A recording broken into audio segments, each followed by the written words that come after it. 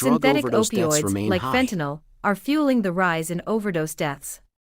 Over the last several years, deaths by synthetic opioids have been on a sharp incline, while overdose deaths by fentanyl. What drug users and people who work with them in Philadelphia talk about is the smell. The smell of rotting flesh from open infected wounds. Some users say they feel ashamed of the state of their bodies. But more feel a sense of urgency. They need help. The wounds are killing them. It is absolutely horrible. That's the reality, though, said James Sherman, known as Sherm around Philadelphia's Kensington neighborhood, where he once used drugs and where he now tries to help those still on the streets. The need for help has become more urgent over the last 3 years, as the animal tranquilizer xylazine, also called tranq, has become a bigger part of Philly's street fentanyl supply. Xylazine can cause large wounds that won't heal, no matter where you inject it, and they can appear even if you snort it or smoke it. Infections are common and can even lead to amputations. Some people aren't ready to see that yet, Sherman said. It's literally people's flesh rotting, and you can smell it. Kensington has seen the changing nature of America's addiction crisis. It has been well known as a place to buy heroin under the elevated rail line, a short distance, but a world away from the business and tourist centers of downtown. Heroin was edged out by the more powerful synthetic opioid fentanyl. But fentanyl's effects don't last as long as heroin, and so xylazine was added to street fentanyl to give it legs, according to Sarah Laurel, who founded Savage Sisters, the harm reduction group that employs Sherman. Xylazine is not approved for humans, but it's widely available for veterinarians to sedate large animals like horses. Like an opioid, it can kill pain, but it cannot be reversed with Narcan, also known as naloxone, which is used to treat opioid overdoses, according to the U.S. Drug Enforcement Agency. As xylazine is usually mixed in with fentanyl, naloxone can help an overdosed person by counteracting the opioid, though other measures may be needed. Workers at Savage Sisters now carry oxygen tanks with them. The drug has side effects like tranq walk, where people seem unaware of their surroundings, along with sores and wounds. Tranq made its mark on Philadelphia's street drugs about 3 years ago. That's when doctors, users and those who try to help them saw a difference. Synthetic opioids, like fentanyl, are fueling the rise in overdose deaths. Over the last several years, deaths by synthetic opioids have been on a sharp incline, while overdose deaths by heroin have dropped off. Drug overdose deaths per 100,000 U.S. residents, 2001 to 2021. Nobody was coming to Kensington to buy tranq, they were coming to get heroin, said Laurel of the Savage Sisters group. You don't go to your drug dealer and say, "Do you have a nutrition label with this?" You get what you get and you don't get upset. And whatever you get you eventually feel a physical compulsion to do, she said. Kensington now the fentanyl supply has adulterants to xylazine, is in 9 out of 10 samples of lab-tested dope in Philadelphia. He looked at me with understanding in his eyes, unaffected by my disheveled appearance and the smell that clung to me. His compassion seemed unwavering as he approached me, not with judgment but with genuine concern. The other man he had been talking to left, leaving just the two of us on that desolate street corner. "I've been waiting for you," he said softly, his voice filled with empathy. "I know it's hard, and I understand the struggle you're going through. I've been there too, lost and trapped in the grip of addiction." I couldn't help but feel a glimmer of hope in his words.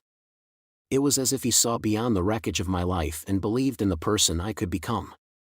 The $100 he had given me weighed heavily in my pocket, a lifeline I could choose to squander or use to set myself on a different path. He continued, "I know it's tempting to use that money to numb the pain and escape, but deep down, you know that's not the answer. There's a better life waiting for you, one where you can rediscover your true self, free from the clutches of addiction." His sincerity touched my wounded soul, and a part of me yearned to believe in the possibility of change. I knew I couldn't keep spiraling down this destructive path. It was time to confront the demons within me and find the strength to rebuild my life. "I want to help you," he said, his voice filled with determination. "There's a drug recovery program in Florida, a place where people like us can find support, guidance, and a chance to start anew. It won't be easy, but I promise you, it's worth it." As he spoke, his words resonated deep within me. I realized that this encounter was not a coincidence but a lifeline thrown my way. The decision loomed before me, to continue down the path of self-destruction or to grasp this opportunity for redemption. Summoning the last remnants of courage, I looked him in the eyes and said, "Yes, I want to go to that drug recovery program in Florida. I don't want to live like this anymore. I want to find myself again and reclaim my life." A smile of relief and hope spread across his face, and he nodded, understanding the significance of my choice. "Good," he said, his voice filled with genuine joy. "We'll get you there. You're not alone in this anymore." Together, we walked towards his car, leaving behind the bleak streets of Kensington. As I settled into the passenger seat, I couldn't help but feel a flicker of optimism deep within me. The road to recovery would be arduous, but I was no longer alone. With his guidance and the support of the drug recovery program, there was a chance for me to heal, to rediscover my self-worth, and to create a future far removed from the cold cement of addiction. And so, with a mix of trepidation and hope, we drove away from the darkness of Kensington, towards a new chapter in my life, where redemption and transformation awaited. His gaze pierced through the layers of despair and addiction, as if he could see the glimmer of hope hidden within me. With a small, comforting smile, he reassured me, "You can go back. You can reclaim your life." His words resonated deeply within me, stirring a mix of emotions that I struggled to put into words. How could I be ready for a new life, for a chance at redemption? But deep down, I knew that staying trapped in the cycle of addiction was not the answer. I nodded slowly, my voice barely a whisper, "Yes, I want to go." A surge of warmth enveloped me as he pulled me into a heartfelt embrace. In that moment, I felt the weight of his own journey, his battles fought and won, as he whispered, "Everything will be all right. God loves you." Tears welled up in my eyes, a mixture of gratitude and relief. It was as if the heavens had heard my silent pleas and orchestrated this encounter to offer me a lifeline. I mustered the courage to ask him why he had waited for me, why he had shown such unwavering faith. His eyes sparkled with a gentle wisdom, and he replied, "My name is Mr. Roman. I, too, was once caught in the clutches of addiction. But through divine intervention, God spoke to my heart and told me to wait for you. He guided me to be here, to offer you a chance for transformation and a new beginning." The realization hit me like a wave crashing upon the shore. It was not mere chance that had brought us together on that fateful day. It was the power of a higher force, working miracles in the lives of those who sought redemption. Overwhelmed with gratitude, I choked back tears and whispered, "Thank you, Mr. Roman. Thank you for believing in me when I could barely believe in myself. I'm ready to embrace this new path, to find healing and love." With a reassuring smile, Mr. Roman held my gaze and said, "You are never alone in this journey. God has a plan for you, and with His guidance, you will overcome. Let us embark on this road to recovery together, hand in hand, as we seek a life filled with purpose and joy." As we stood there, two souls bound by a shared experience and an unwavering faith, I knew that this encounter was not just a turning point but a divine intervention. With renewed hope coursing through my veins, I stepped forward into the embrace of God's love, ready to face the challenges ahead and embrace the promise of a brighter future. Drug overdose deaths remain high.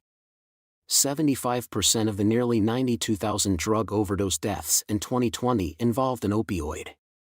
More than 932,000 people have died since 1999 from a drug overdose. 1 in 2020, 91,799 drug overdose deaths occurred in the United States.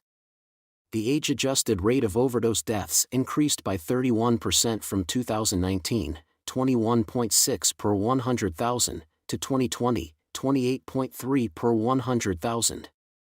Opioids, mainly synthetic opioids, other than methadone, are currently the main driver of drug overdose deaths. 82.3% of opioid-involved overdose deaths involved synthetic opioids.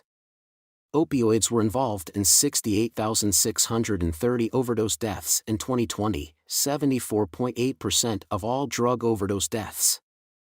drug overdose deaths involving psychostimulants such as methamphetamine are increasing with and without synthetic opioid involvement.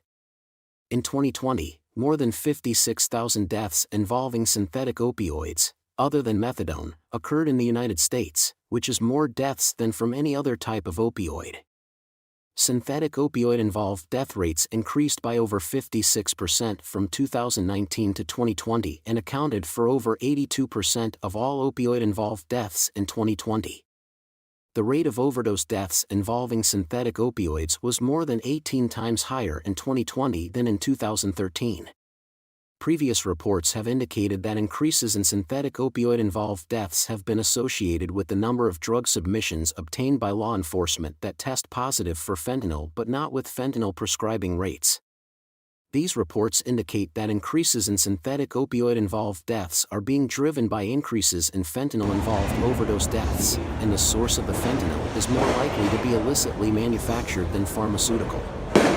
There are also fentanyl analogs, such as acylfentanyl, furanylfentanyl, and carfentanyl, which are similar in chemical structure to fentanyl but not routinely detected because specialized toxicology testing is required.